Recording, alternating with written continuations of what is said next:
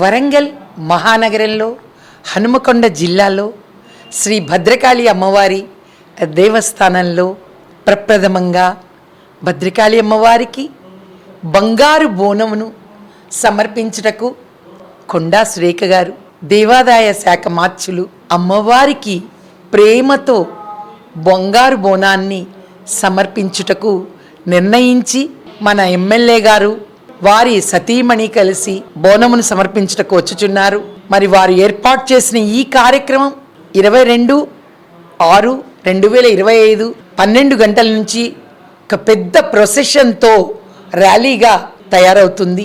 విద్యారణ్య స్వామి విగ్రహం దగ్గర నుండి మరి లాల్ దర్వాజా నుండి మహంకాళి దేవాలయం, హైదరాబాద్ నుండి దాదాపు 200 మంది సభ్యులు, శివసత్తులు, శివనాట్యం చేసేవారు, విచిత్ర వేషధారణల వారు, పోతరాజులు వీటన్నిటితో కలిసి అద్భుతంగా భద్రకాళి శరణమమ్మ అని చెప్తూ చక్కగా అమ్మవారికి ప్రేమగా బంగారు బోనాన్ని తల మీద పెట్టుకొని ప్రతి ఒక్కరూ కూడా అమ్మవారి బోనం సమర్పణ కార్యక్రమంలో పాల్గొనడానికి 22వ తారీఖు నిర్ణయించి భద్రకాళి దేవస్థానానికి విచ్చేయిచున్నారు కనుక ప్రతి ఒక్కరూ కూడా ఈ యొక్క ఉత్సవాన్ని చూడడానికి ప్రతి ఒక్కరిని రావాల్సిందిగా ప్రేమతో ఆహ్వానిస్తున్నాం. ఈ యొక్క బోనం సమర్పణ అనేది ఎప్పటి నుంచో నడుస్తున్నది.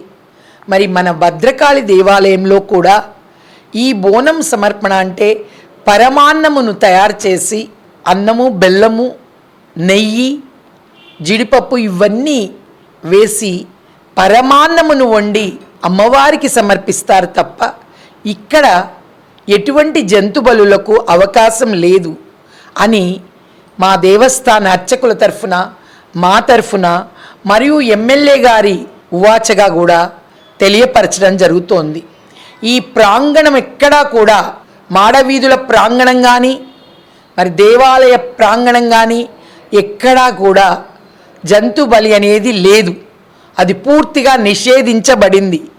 కేవలం మీరెవరైనా భక్తులు ఎవరైనా అమ్మవారికి బోనం సమర్పించాలనుకుంటే కేవలం బోనమును మాత్రమే, పరమాన్నమును, పాయసన్నమును తయారు చేసుకొని బోనాన్ని తల మీద పెట్టుకొని అమ్మవారికి సమర్పించవలసిందిగా తెలియచేస్తున్నాం. అంతేగాని జంతు పలులకు ఎక్కడ అవకాశం లేదు. ఇది కోర్టు ద్వారా ఉత్తర్వులున్నాయి, నిషేధించబడింది. అటువంటి ఎవరైనా చేపట్టదలిచినట్లయితే వెంటనే పోలీస్ వారి చర్య తీసుకోబడుతుంది. కేవలం ఇది వైదిక స్మార్త ఆగమ దేవాలయం. వైదిక పద్ధతిని మాత్రమే హోమాలు, జపాలు, చండీ హోమాలు, అభిషేకాలు, మరి నిత్యము సప్తశతి పారాయణాలు, వేద పారాయణాలు ఈ దేవాలయంలో జరుగుతూ ఉంటాయి. భక్తులు తమకు ఏదైనా కోరిక తీర్చుకోవాలంటే దీపం వెలిగించి అమ్మవారి చుట్టూ, గుడి చుట్టూ ప్రదక్షిణ చేస్తారు. వాళ్ళు కోరుకున్న కోరిక ఖచ్చితంగా తీరగానే మళ్ళీ వచ్చి 108 ప్రదక్షిణలు చేసుకొని అమ్మవారికి చీర, సారె, పరవాన్నము, మరి బియ్యము, గాజులు ఇవన్నీ సమర్పించుకుంటారు. పళ్ళు, పూలు అంతే తప్పించి వేరే లేదు. ఇక్కడ ఆ తల్లికి నిండుగా పూలతో అందంగా అలంకరించేలా చేస్తారు. అందమైన వస్త్రం సమర్పిస్తారు. కనుక అద్భుతంగా ఆ దయగల తల్లి భద్రకాళి తల్లికి ప్రేమగా పరమాన్నమును మాత్రమే పెట్టుటకు రావాల్సిందిగా కోరుచున్నాము.